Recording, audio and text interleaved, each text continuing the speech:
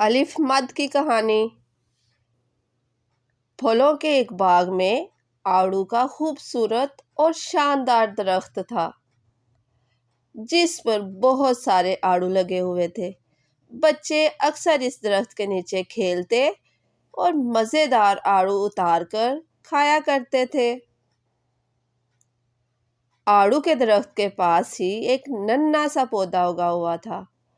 آڑو کا درخت اس ننھے پودے کا مذاق اڑایا کرتا تھا کیونکہ اسے اپنے بڑے اور پھلدار ہونے پر بہت غرور تھا۔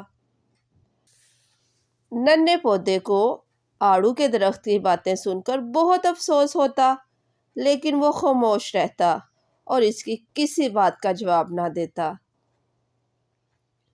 وقت گزرتا گیا اور دیکھتے ہی دیکھتے وہی ننھا سا پودا ایک مضبوط درخت بن گیا۔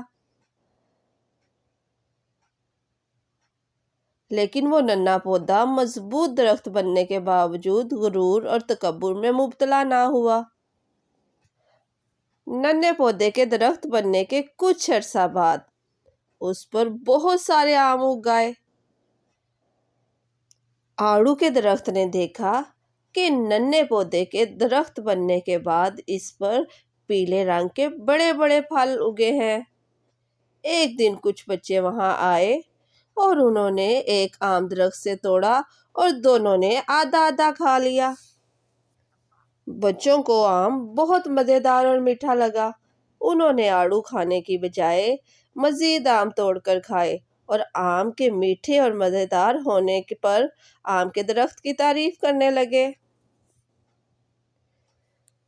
یہ سب دیکھ کر آڑو کے درخت کو احساس ہوا کہ اسے کسی کو کمتر سمجھ کر اس کا مذاق نہیں اڑانا چاہیے، کیونکہ اللہ تعالیٰ نے ہر کسی میں کوئی نہ کوئی خوبی رکھی ہے۔ آڑو کے درخت نے آم کے درخت سے معافی مانگی۔ وہ دونوں آپس میں گہرے دوست بن گئے اور ہنسی خوشی زندگی گزارنے لگے۔